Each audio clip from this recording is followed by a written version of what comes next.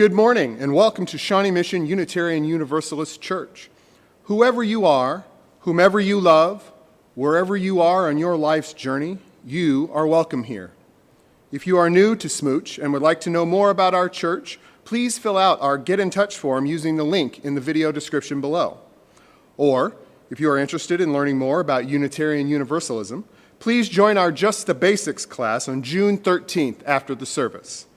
For all of you joining us live this morning, feel free to start posting your joys and sorrows now if you would like the names to be read during our candle lighting. And now, an announcement from our minister.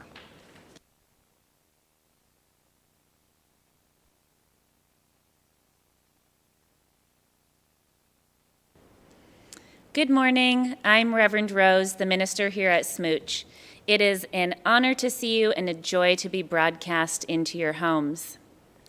I am grateful today to members of our board who are joining us to help lead the service. Not all members of our board could be here, but it's very exciting to see the ones who could.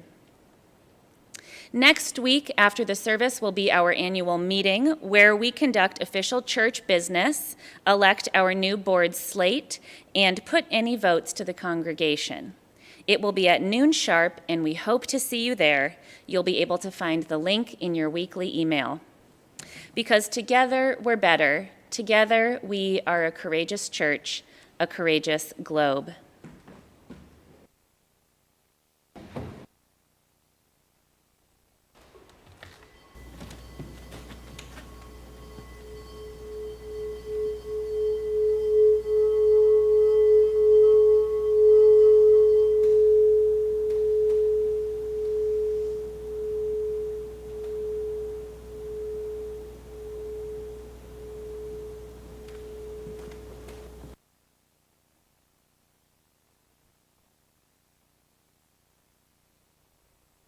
Come, let us worship.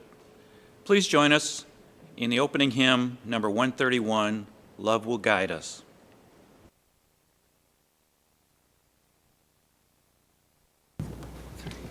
In our debut performance, I'm excited to give to you our board choir. For the first time, unmasked together. 1, 2, 3. Love will guide has tried us. Hope inside us will lead the way on the road from greed to giving. Love will guide us through the hard night. If you cannot sing like angels, if you cannot speak before thousands, you can give from deep within you. You can change the world with your love. Love will guide us. Peace has tried us. Hope inside us will lead the way on the road from greed to giving.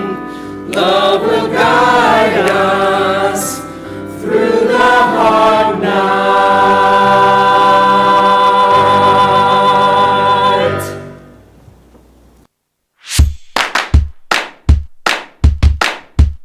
It's chalice lighting time!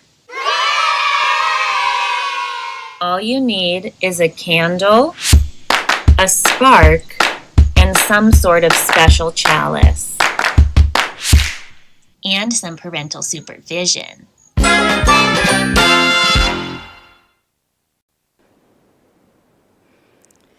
Please join me as we light our chalice and affirm that love is the doctrine of this church, the quest for truth is its sacrament, and service is its prayer.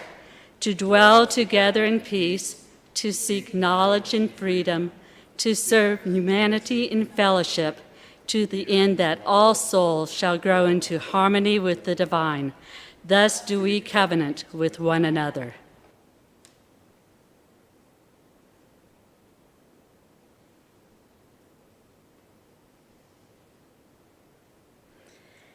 And now, please enjoy this time for all ages.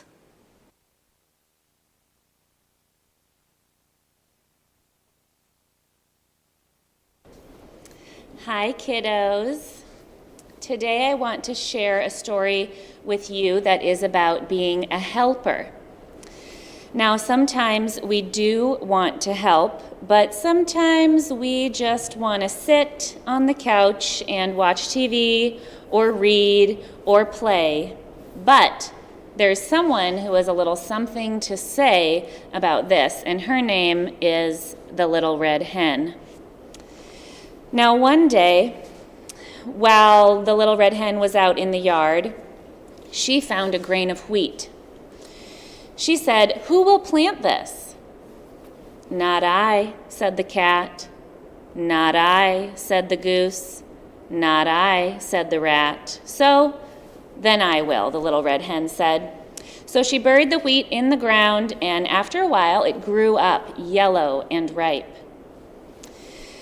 The Little Red Hen said, "The wheat is ripe now. Who will cut and thresh it?"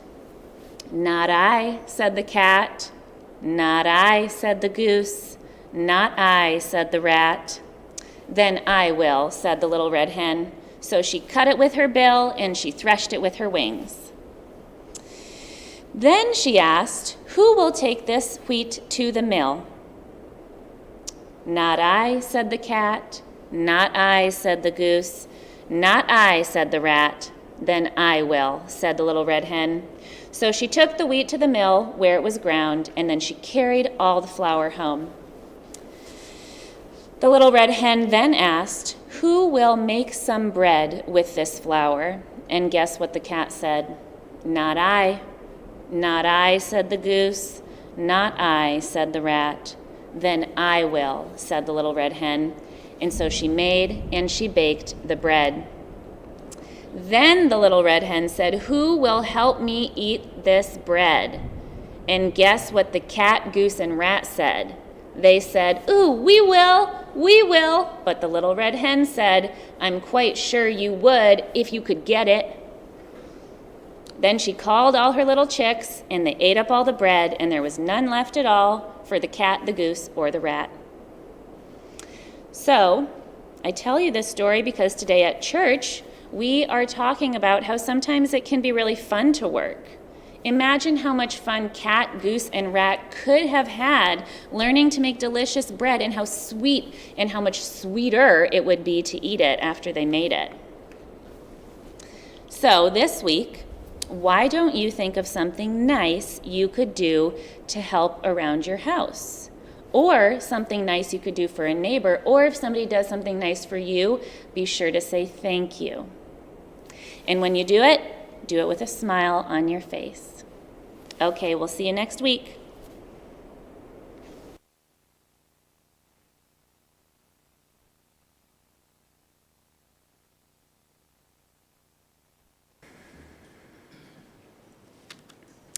This is the time in our order of service where we expand the caring love of our community, where we draw to heart and mind those in our midst who are struggling and those who feel the sweet relief of their burdens easing. Today, we draw to mind the people of Palestine, for whom life has not been well for a long time, and for whom the realities of war and ancient strains of this same war have sparked back to life again, killing many people, including 40 children. May they find peace and safety.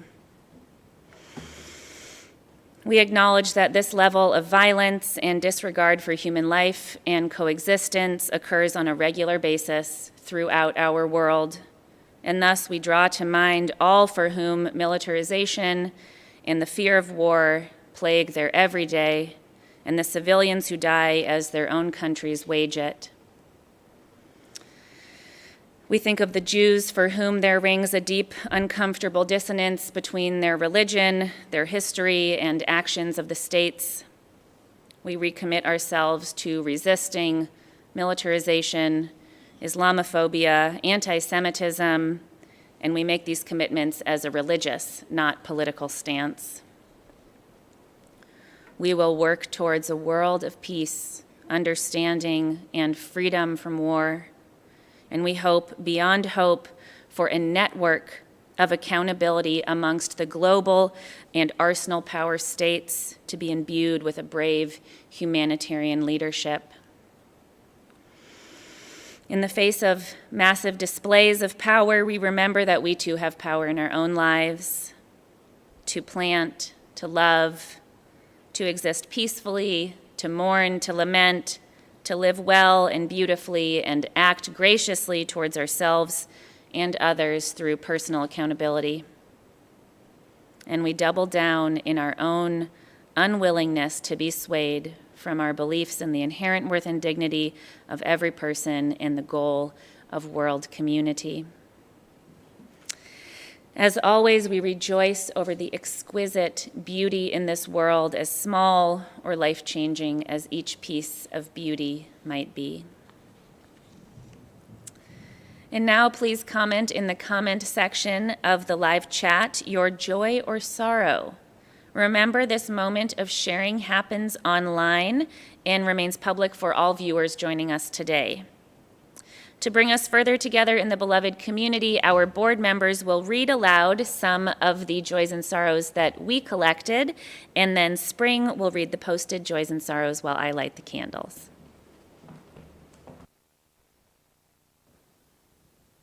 Concern for Marco Antonio Flores Fierro, a 17-year-old who was hit by a car and is currently in the ICU. A candle of sorrow. Shannon Jonit's dad passed away. A candle of sorrow. Frank Neff, a longtime SMUUCh member, passed away.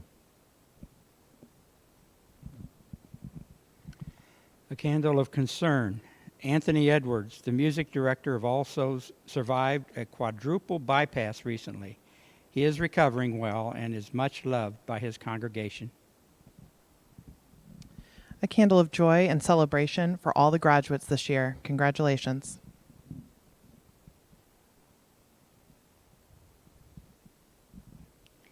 This is Spring, and I have a candle of remembrance for my grandmother, Norma, who passed away this last Mother's Day.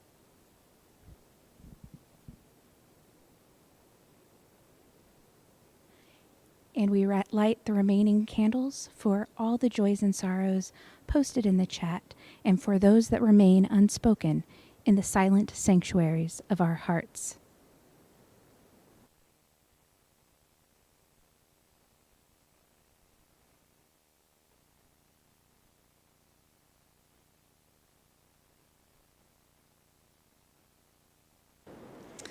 Please join me for a few moments of meditation. Put your feet flat on the floor. You can put your hands in your lap. Close your eyes. Let the corners of your lips turn up. Take a deep breath. Reconnecting to this moment. If you're in Kansas City, appreciating the sound of the rain washing the earth.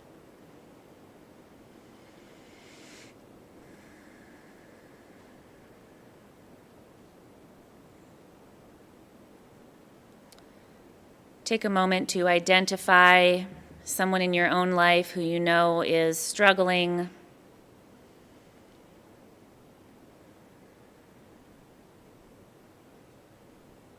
Give yourself a moment to send them a well wish, a kind thought, or a prayer.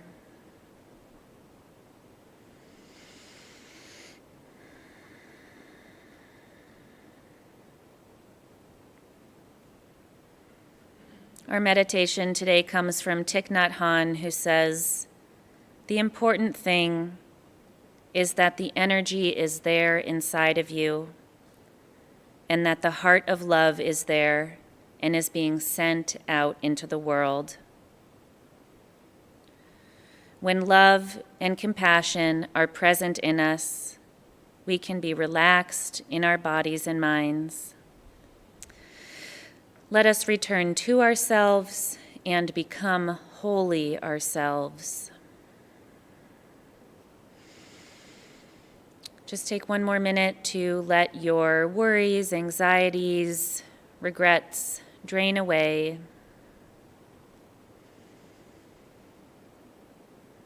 Breathing in lots of love, breathing out lots of love.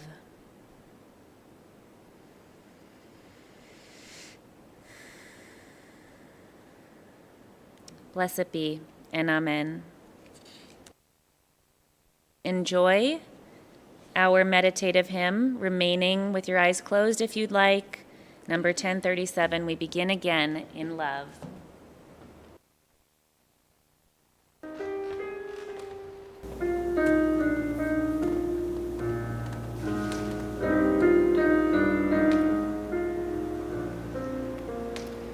For remaining silent when a single voice would have made a difference.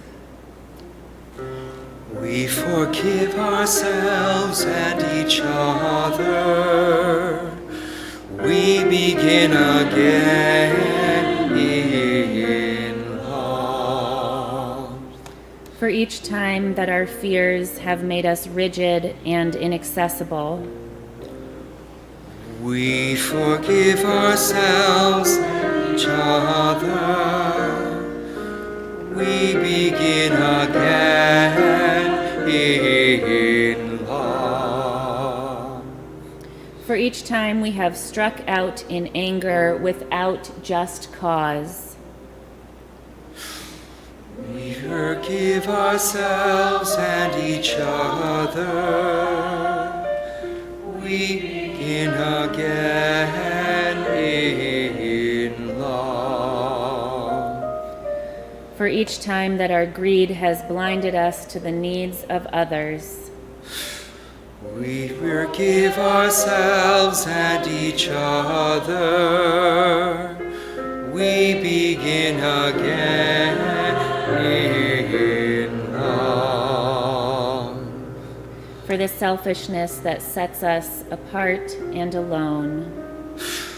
We forgive ourselves and each other. we begin again in love.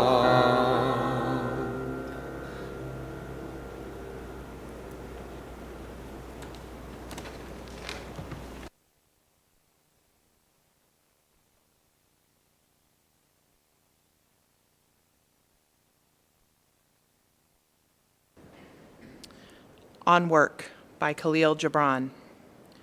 Then a plowman said, "Speak to us of work." And he answered, saying, "You work that you may keep pace with the earth and the soul of the earth. For to be idle is to become a stranger unto the seasons, and to step out of life's procession that marches in majesty and proud submission towards the infinite. When you work, you are a flute through whose heart the whispering of the hours turns to music. Which of you would be a reed, dumb and silent, when all else sings together in unison? Always you have been told that work is a curse and labor a misfortune. But I say to you that when you work, you fulfill a part of earth's furthest dream, assigned to you when the dream was born. And in keeping yourself with labor, you are in truth loving life. And to love life through labor is to be intimate with life's inmost secret. But if you, in your pain, call birth an affliction, and the support of the flesh a curse written upon your brow, then I answer that naught but the sweat of your brow shall wash away that which is written. You have been told also that life is darkness, and in your weariness you echo what was said by the weary. And I say that life is indeed darkness, save when there is urge. And all urge is blind, save when there is knowledge. And all knowledge is vain, save when there is work. And all work is empty, save when there is love. And when you work with love, you bind yourself to yourself and to one another. And what is it to work with love? It is to weave the cloth with threads drawn from your heart, even as if your beloved were to wear that cloth. It is to build a house with affection, even as if your beloved were to dwell in that house.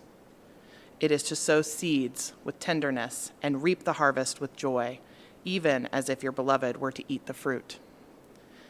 It is to charge all things you fashion with the breath of your own spirit, and to know that all the blessed dead are standing about you and watching. Often have I heard you say, as if speaking in sleep, he who works in marble and finds the shape of his own sewn in the stone is nobler than he who plows the soil. And he who seizes the rainbow to lay it on a cloth in the likeness of man is more than he who makes the sandals for our feet. But I say, not in sleep, but in the overwakefulness of noontide, that the wind speaks not more sweetly to the giant oaks than to the least of all the blades of grass. And he alone is great, who turns the voice of the wind into a song made sweeter by his own loving. Work is love made visible. And if you cannot work with love, but only with distaste, it is better that you should leave your work and sit at the gate of the temple and take alms of those who work with joy. For if you bake bread with indifference, you bake a bitter bread that feeds but half man's hunger. And if you grudge the crushing of the grapes, your grudge distills a poison in the wine.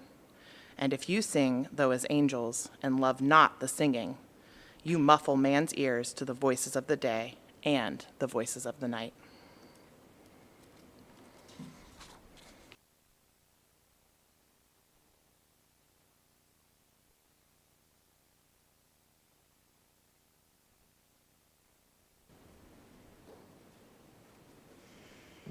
When was the last time you loved to clean the house?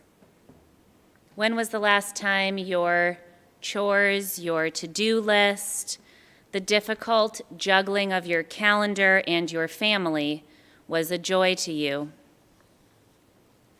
What if you intentionally approached the tasks that lay before you with a zeal of gratitude for the present moment?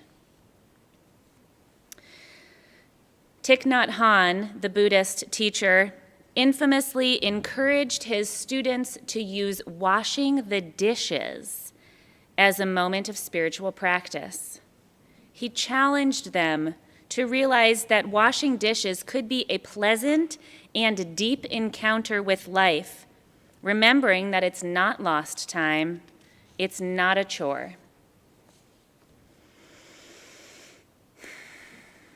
Even though we know this and we've heard this, we still so often get swept up in resentment about the things that we have to do,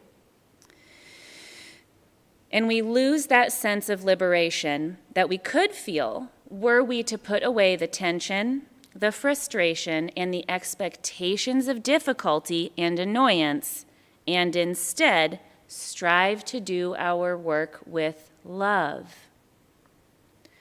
Which, yes, means coming again and again to the messy pile of leftovers and rotten food in the fridge, and remember that as you scrape the peels and the grime into the compost, that fresh flowers will bloom from it next spring.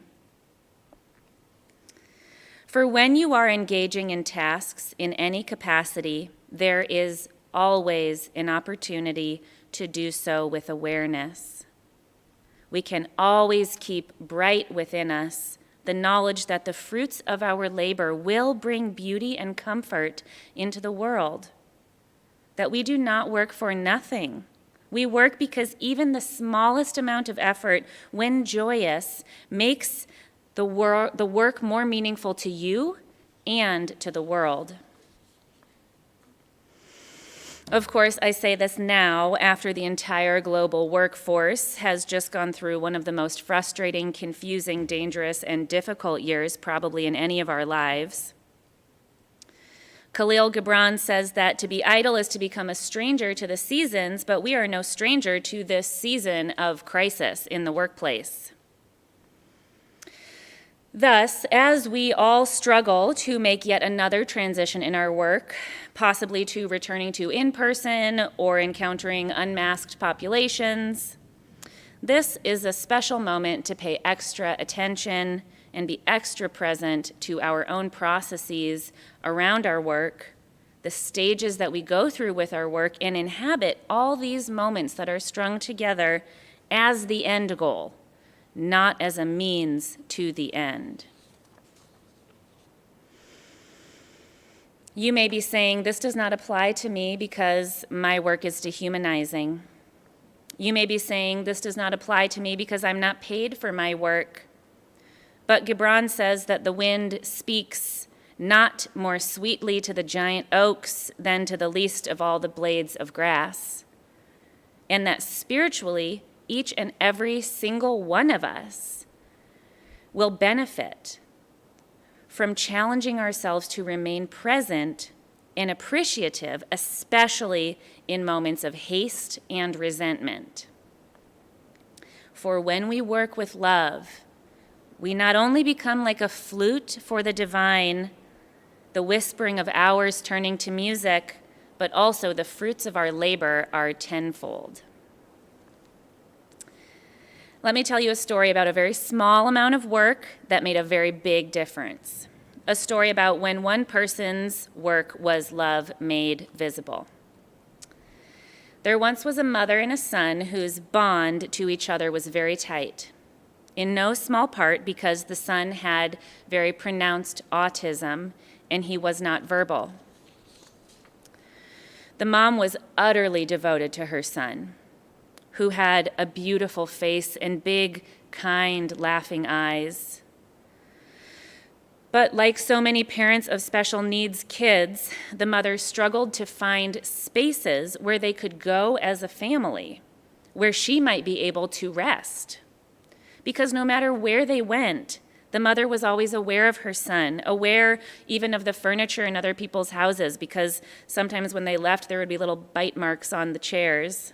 Aware of where he was and what he was doing, his safety always. The mother felt a deep exhaustion and isolation, and most days it felt that there was no space for respite.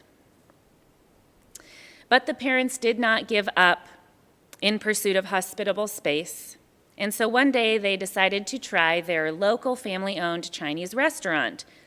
The mother and father making choice again and again to take their son out to eat somewhere new. When they arrived, they saw that the place was impeccably clean.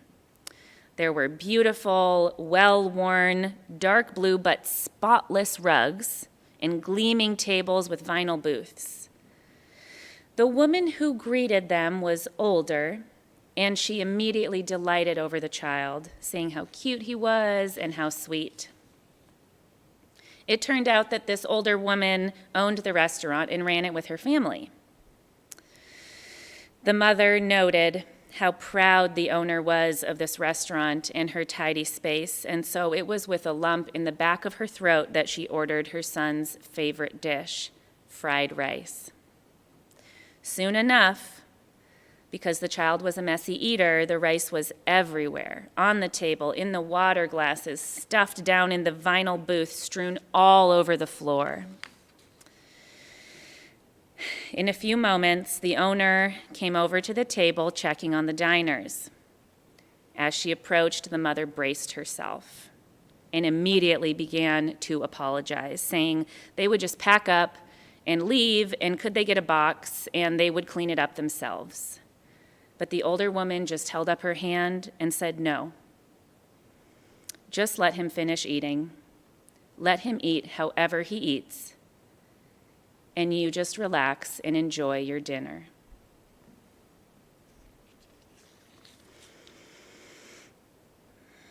This story always leaves me verklempt, because the restaurateur could have resented this task of cleaning. She could have seen this explosion of rice as an annoying little bit of extra labor. But instead, she made her love visible in her work. As she must have seen that this is how the child is, and that this family needed this space for this moment, and that the mother needed to be told it's okay, that she can just let down her guard and just exist in this one booth covered in rice, if nowhere else.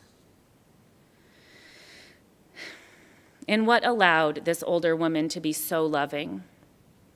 It was that when she saw this little struggling young family, she was brought back to the present moment by the tenderness of any family's need for safe, family-friendly spaces. And any resentment about cleaning or being the one to do it all drained away. And she was able to remember very clearly that she could do her work with love, that she could go that little extra bit, because as the Buddhists say, no mud, no lotus. And you know what? That young family is now an older family, and for 30 years they have gone to that local Chinese restaurant every single week.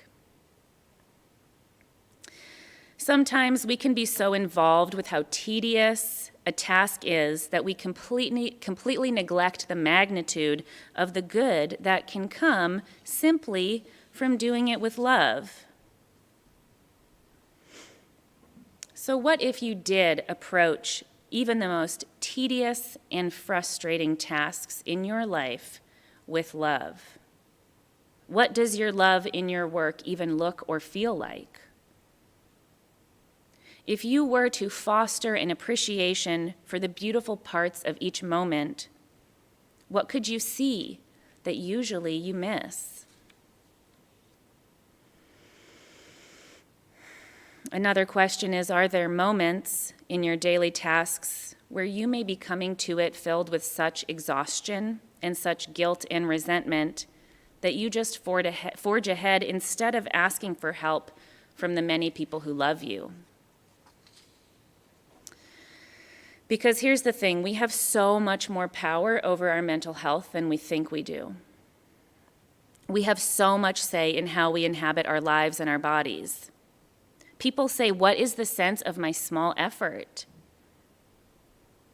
But to close, I'll tell you one more story about something a meditation teacher told me one day. After we got done meditating, I said, dang, that whole 2 hours, I was only aware of my breathing for 2 breaths. I expected him to commiserate with me, but he said, well, you got those 2 breaths. For it is an illusion that your small effort to work with love and remain present isn't enough. Don't believe that your steps towards awareness in your work don't walk you in the direction of wellness, no matter how small they are. Indeed, each moment that we challenge ourselves to inhabit our daily tasks, our projects big and small, we actually step into life's procession. Each moment we imbue with awareness and focus on the being rather than on the being done, we march in majesty and in proud submission to the infinite. For Thich Nhat Hanh also says that people usually consider walking on water or in thin air a miracle. But I think the real miracle, he says, is not to walk either on water or in thin air, but to walk on earth. Every day we are engaged in a miracle which we don't even recognize. A blue sky, a white cloud, green leaves, the black, curious eyes of a child, our own 2 eyes, all is a miracle. Blessed be, and amen.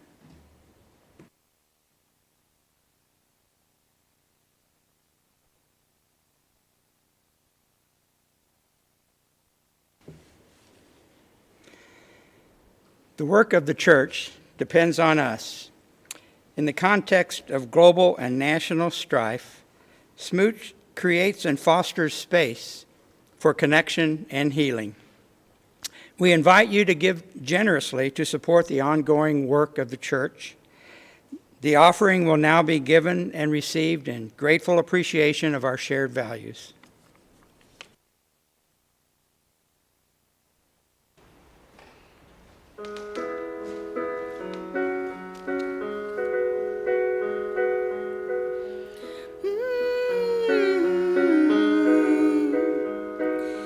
We have fallen down again tonight. In this world, it's hard to get it right. Trying to make your heart fit like a glove. What it needs is love, love, love. Everybody wants to love. Everybody wants to be loved. Oh, oh, oh, oh, oh. Everybody wants to love. Everybody wants to be loved. Oh, oh, oh, oh, oh.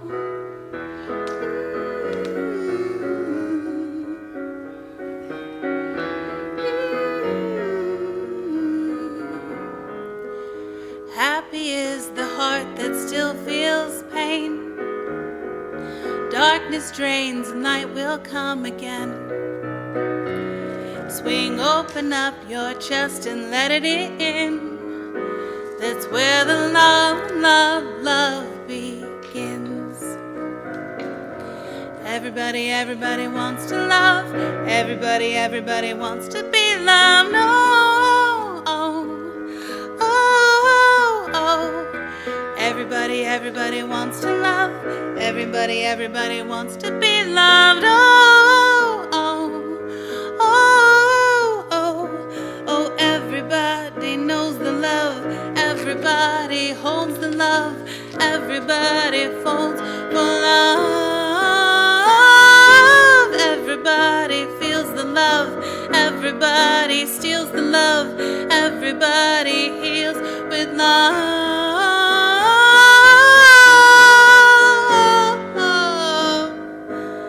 Just let the love, love, love begin. Everybody wants to love. Everybody wants to be loved. Oh, oh, just let the love, love, love begin. Everybody wants to love. Everybody wants to be loved. Oh, oh, just let the love, love, love begin.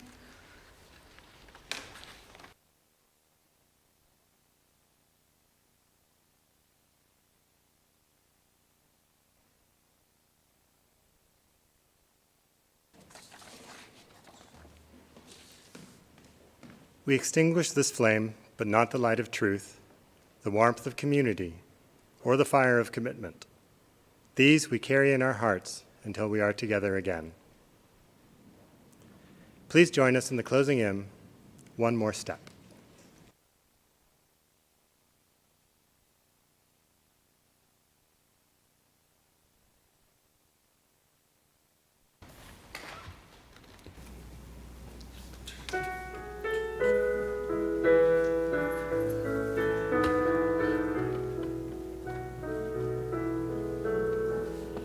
One more step, we will take one more step, till there is peace for us and everyone will take one more step. One more word, one more word, we will say one more word, till every word is heard by everyone. We'll say one more word. Prayer. One more prayer. We'll say one more prayer. Till every prayer is shared by everyone. We'll say one more prayer. One more song. One more song. We will sing one more song. Till every song is sung by everyone, we'll sing one more song.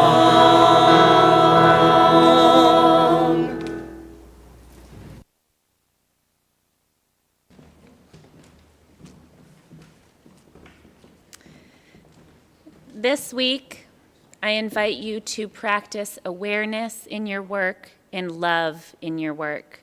Go in peace.